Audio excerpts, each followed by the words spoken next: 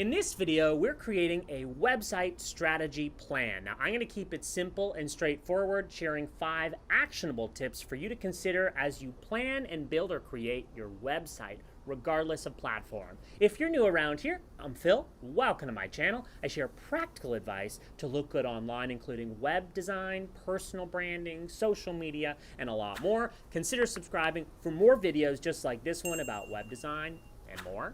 Hit that bell to be notified when I post next. Now, let's start planning your website so that it turns out amazing.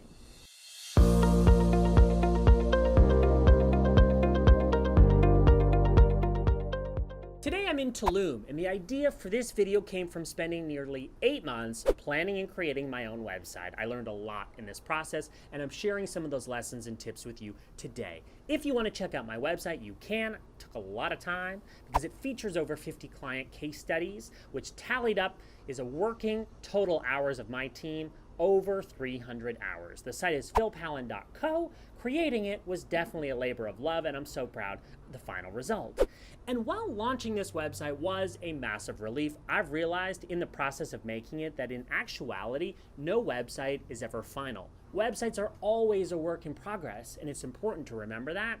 Launching a website, yes, it's important, and we put a lot of effort into that launch, but the maintenance is more important. Constantly giving people a reason to come back to your website and engage with you is equally important. So now let's dive into what I've learned and what I'll now be implementing into my business workflow after getting this enormous project done. I'm not teaching you code or programming language in this video. This is purely planning and strategy as most of you prepare to create a portfolio style website. Website planning tip number 1, make note of questions that people ask about your business.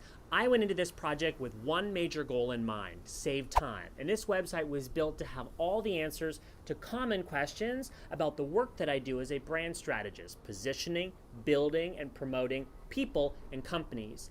As time goes on and we get inquiries, we're going to be updating this site immediately to address these inquiries, and I'm going to show you an example. Here on my services page, if you scroll past the introductory information and pictures, you'll get to a section called questions, my version of FAQs, frequently asked questions. That's exactly what I've noted here. Things that people ask me often. Instead of wasting time one-to-one answering these questions over email over and over and over again, I put the answers here to stay efficient. And if you want to see this page for yourself, it's philpallen.co/services. How will I measure the success of this page? Well, I know we're doing something right if we stop getting repeat questions between customers in the future. So my first planning tip to make note of is to note the questions that people ask. Instead of just replying to them, note them and answer them on your website somewhere that people can find easily when they come up. Moving right along. Website planning lesson number 2, document your wins as they happen. Now,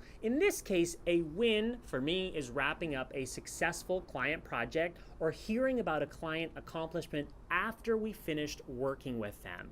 Take it from me. It's much easier to create a case study as and when than to do 62 all at once. And to stay on top of that is very difficult. So I'm going to show you another example. This is a project that we finished recently. A wonderful human named Sass Allard, a change management specialist based in the UK.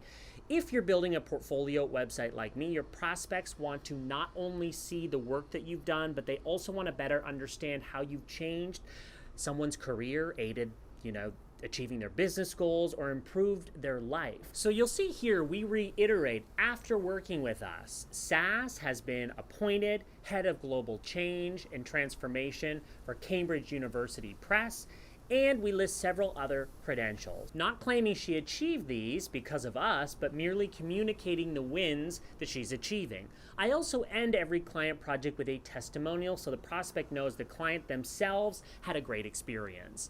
It's not easy to go back and retrace this information. Take it from me. Be proactive, documenting wins. They could be your own, awards, accomplishments, achievements, or they could be of your clients. Keep a list and jot this information down in one place. Let's keep going to the next lesson. Website planning lesson number 3, constantly question your why. If you haven't read the book by Simon Sinek, Start with Why, head over to Amazon ASAP. I'll link to this book below. This is a great book. This book deeply inspired our copy throughout our website, and I feel like we have a greater understanding of our business than ever before.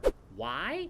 Well, asking why is why. Once we determined our why, we made sure that our purpose and values were included on every single page, and I'll show you an example. On our homepage, we wanted to convince people quickly who we are and why we should matter to them. If you're thinking about this, your bounce rate will be high if people come to your homepage and leave without clicking anywhere else. Before requiring them to scroll anywhere, I aim to answer this question. Why does branding matter? Well, I believe that a strong brand opens new doors. With an effective personal brand, you can do what you love every single day, from courses to consultations. There are ways that I can help people, and so the text reflects that.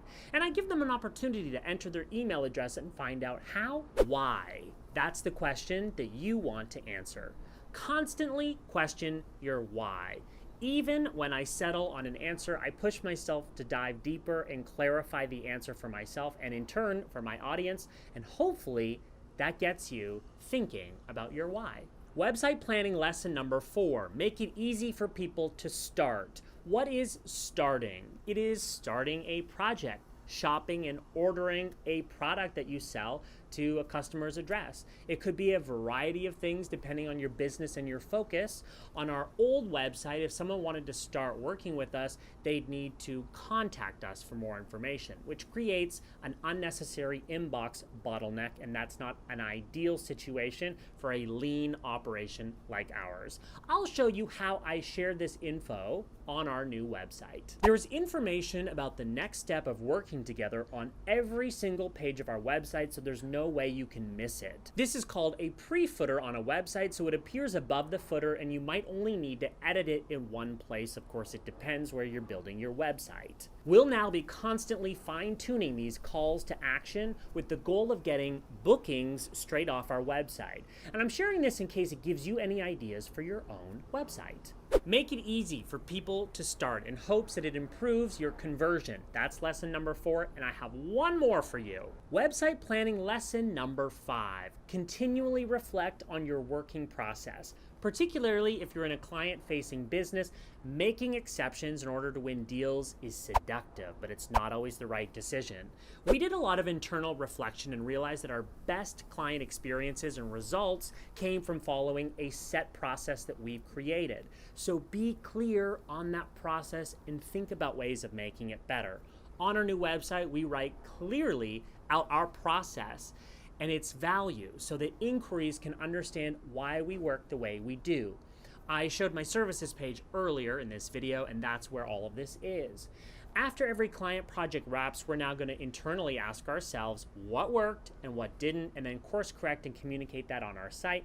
That way our website is in tandem with our business and it's not a hectic rush to try and catch up our website to our business later. So there you have it. Distilled lessons, 5 of them, from over 300 hours working on my new website. I hope this video gives you some things to think about as you plan and strategize your own website. If you have any other lingering questions, feel free to comment below. I keep an eye on those personally. And if you found this video helpful, I would totally appreciate a like and consider subscribing for more of my videos here on YouTube, where I discuss websites, branding, social media, always practical advice to look good online.